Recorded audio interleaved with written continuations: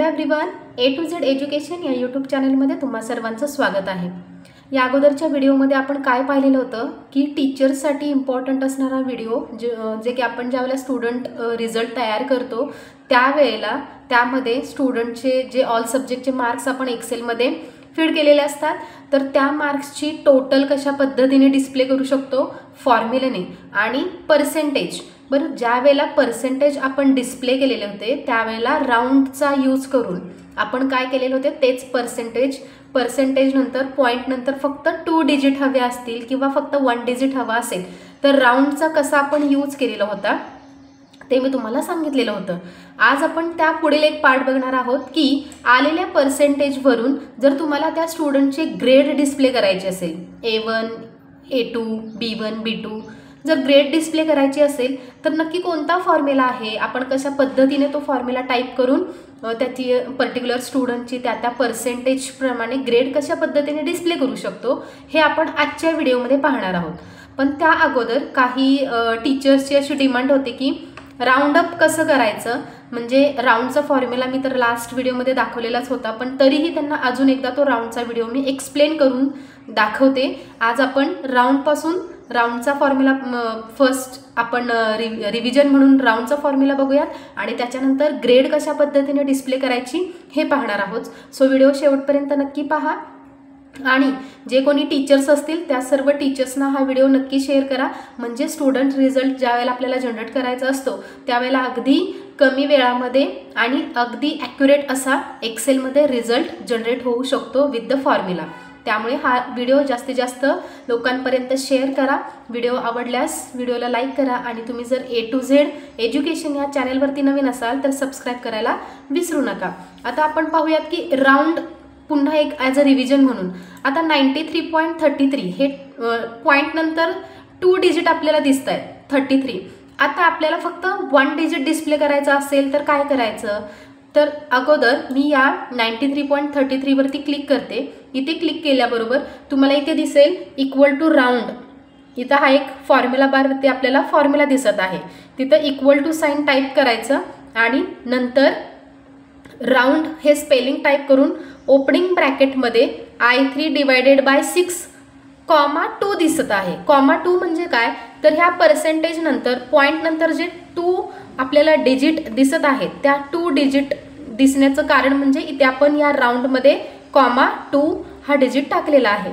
तर आता तुम्हाला 93.33 नंतर फक्त 1 सिंगल 3 डिस्प्ले करायचा असेल तर फक्त या फॉर्म्युलामध्ये equal to round in bracket I3 divided by 6 comma 2 च्या ऐवजी आता मी इथे काय करते 1 करते, 1 टाईप करते मी ते, हे क्लोजिंग करली ब्रॅकेट आणि आता इथे तुम्हाला दिसत असेल इथं हे राऊंडचं स्पेलिंग आहे in bracket I3 divided by 6 comma 1 आणि closing bracket and press enter की।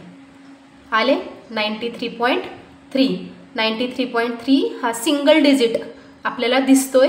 आता सेम वे राहिलेल्या खालील स्टुडंटच्या पर्सेंटेजमध्ये पण आपल्याला जर चेंज करायचं असेल तर पुन्हा फॉर्म्युला टाईप करत बसायची गरज नाही। जसं की मी सांगितलं की जर एका स्टुडंटसाठी तुम्ही तो फॉर्म्युला सेट केलेला आहे तर बाय ड्रॅगिंग तो फॉर्म्युला आपण इतर स्टुडंटना सुद्धा अप्लाय करू शकतो। हा एक ॲडव्हान्टेज आहे मायक्रोसॉफ्ट एक्सेलमध्ये ज्यावेळेला आपण विथ फॉर्म्युलाने स्टुडंटचा रिझल्ट जनरेट करतो आणि हेच कारण आहे की आपला रिझल्ट अगदी कमी वेळामध्ये तयार होतो, जनरेट होतो। आता सेम राहिलेल्या मुलांचे पण मला काय करायचं आहे, पर्सेंटेज नंतर फक्त सिंगल डिजिट डिस्प्ले करायचा आहे। सो मी माझा माऊस पॉइंटर त्या 93.3 या सेलवरती घेऊन राईट बॉटम कॉर्नरवरती माझा माऊस पॉइंटर घेतल्यानंतर तो ज्यावेळेला नॉर्मल प्लस साईनमध्ये तुमचा माऊस पॉइंटर ज्यावेळेला नॉर्मल प्लस साईनमध्ये विदाउट ॲरो ज्यावेळेला कन्वर्ट होईल त्यावेळेला left Mouse button hold down करा आणि तुमचा माऊस पॉइंटर फक्त लास्ट स्टुडंटच्या रोल नंबरपर्यंत ड्रॅग करा। आले लक्षात? आता हे पहा 90.7 84.7 हे आपले सिंगल डिजिटमध्ये पर्सेंटेज कन्वर्ट होतील, म्हणजे 90 first what ever percentage that student got that percentage point नंतर हे तुम्हाला डिसाईड करायचं आहे की तुम्हाला किती डिजिट हवेत, त्या 2 डिजिट हव्या, सिंगल डिजिट हवेत, कसं मग ते राऊंड याचा यूज करून तुम्ही त्या पर्सेंटेजच्या पुढे तेवढे डिजिट तुम्ही डिस्प्ले करू शकता. आता हे झालं राऊंडबद्दल. आता आपण ॲक्च्युअल आपल्या ग्रेडकडे वळूयात. आता ॲक्च्युली फक्त मार्क्सची, प्रत्येक सब्जेक्टच्या मार्क्सची सुद्धा ग्रेड आपल्याला डिस्प्ले करता येते किंवा या पर्सेंटेजवरून सुद्धा तुम्ही ग्रेड डिस्प्ले करू शकता. आता पर्सेंटेजवरून कसं डिस्प्ले करू शकता, फक्त एक सिंपल एक्झाम्पल मी जसं की मी बोलले की इक्वल टू साइन आपल्याला टाईप करायचं आहे. इक्वल टू, त्याच्यानंतर इफ फॉर्म्युला इथे यूज करावा लागेल आपल्याला. इफ, आता आपल्याला जर पर्सेंटेजवरून आपल्याला ग्रेड डिस्प्ले करायची असेल, ॲक्च्युली आपण सब्जेक्टच्या मार्क्सवरून पण ग्रेड डिस्प्ले करतो, पण आज मी तुम्हाला ॲज अ एक्झाम्पल म्हणून पर्सेंटेजवरून तुम्हाला ग्रेड डिस्प्ले करून दाखवणार आहे आणि नंतर तुम्हाला सब्जेक्ट स्पेसिफिक प्रत्येक सब्जेक्टची ग्रेडसुद्धा डिस्प्ले करून दाखवणार आहे. इफ, आता opening bracket, if percentage, first स्टुडंटचे पर्सेंटेज जो सेल आहे त्याच्यावरती मी क्लिक केलेला आहे. If J3 is greater than 90, जर ते पर्सेंटेज अबाव 90% असतील तर A1 ग्रेड डिस्प्ले झाली पाहिजे. म्हणून मी सिंगल कॉमा देऊन डबल इन्व्हर्टेड कॉमामध्ये काय करते, A1 डबल इन्व्हर्टेड कॉमा, आणि जर नसतील तर पुन्हा सिंगल कॉमा, पुन्हा if in bracket again J3 is greater than 80. 90च्या अबाव असेल तर A1 ग्रेड, 80च्या अबाव असेल तर A2 ग्रेड. A2, पण त्याच्या अगोदर मला काय करायला लागेल, सिंगल कॉमा डबल इन्व्हर्टेड कॉमामध्ये आपल्याला तो A2 मेसेज डिस्प्ले करावा लागेल. डबल इन्व्हर्टेड कॉमा कंप्लीट, आणि मग पुन्हा सिंगल कॉमा आणि पुन्हा एकदा इफ. मग मी तुम्हाला फक्त 70पर्यंत दाखवते, नंतर तुम्हाला मी पूर्ण अगदी 35 म्हणजे पासपर्यंत किंवा फेलपर्यंत आपण कसे रिझल्ट ग्रेड डिस्प्ले करतो ते तुम्हाला मी दाखवणार आहे. आत्ता फक्त ॲज अ एक्झाम्पल म्हणून 3 ग्रेड तुम्हाला मी दाखवते. J3 ग्रेटर दॅन 90 असेल तर A1, ग्रेटर दॅन 80 असेल तर A2, आणि जर ग्रेटर दॅन 70, पुन्हा एकदा इफ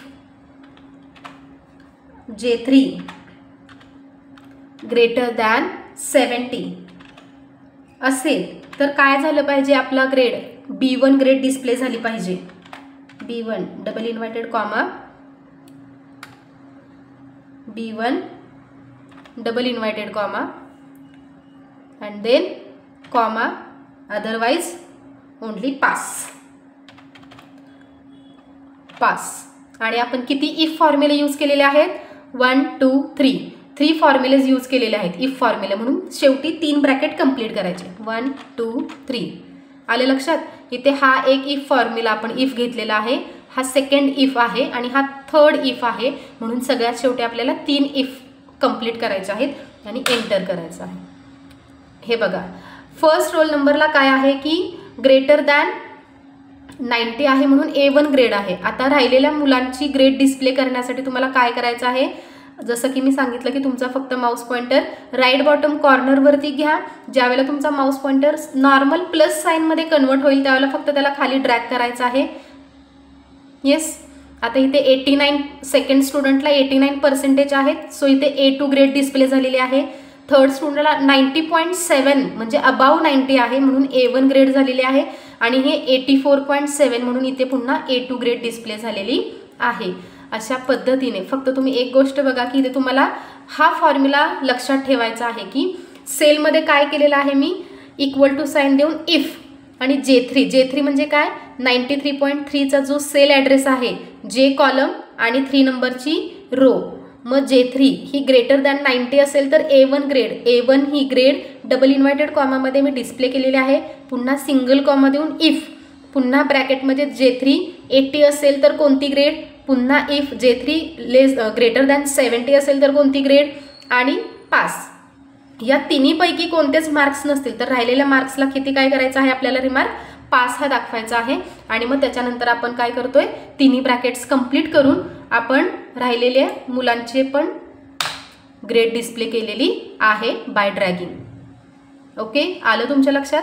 अशा पद्धतीने हे आपण पर्सेंटेजवरून ग्रेड काढलेले आहे. नेक्स्ट व्हिडिओमध्ये मी तुम्हाला प्रत्येक सब्जेक्टची ग्रेड दाखवणार आहे की त्या मुलाला त्या सब्जेक्टमध्ये कोणती ग्रेड मिळालेली आहे, ते आपण नेक्स्ट व्हिडिओमध्ये पाहणार आहोत. त्यामुळे अशाच अपडेटेड व्हिडिओसाठी A to Z एज्युकेशन या यूट्यूब चॅनलशी कनेक्टेड राहा. टीचरसाठी तर अत्यंत महत्त्वाचा हा आजचाही व्हिडिओ आहे, जसं तो कालचा पण आहे, आजचा पण आहे. आणि इथून पुढे मी प्रत्येक सब्जेक्टच्या रिलेटेड असणारे जे ग्रेड मी फॉर्म्युलाने यूज करून जी ग्रेड डिस्प्ले करणार आहे ती सुद्धा अत्यंत महत्त्वाची आहे. एक्सेलमध्ये तुमचे स्टुडंट रिझल्ट शीट ही अगदी आरामात इझिली कमी वेळामध्ये तयार होऊ शकते, जनरेट होऊ शकते. सो हा व्हिडिओ जास्तीत जास्त लोकांपर्यंत शेअर करा. व्हिडिओ आवडला असल्यास लाईक करा आणि तुम्ही जर या चॅनेलवरती नवीन असाल तर A to Z एज्युकेशन या चॅनेलला सबस्क्राईब करायला विसरू नका. थँक्यू.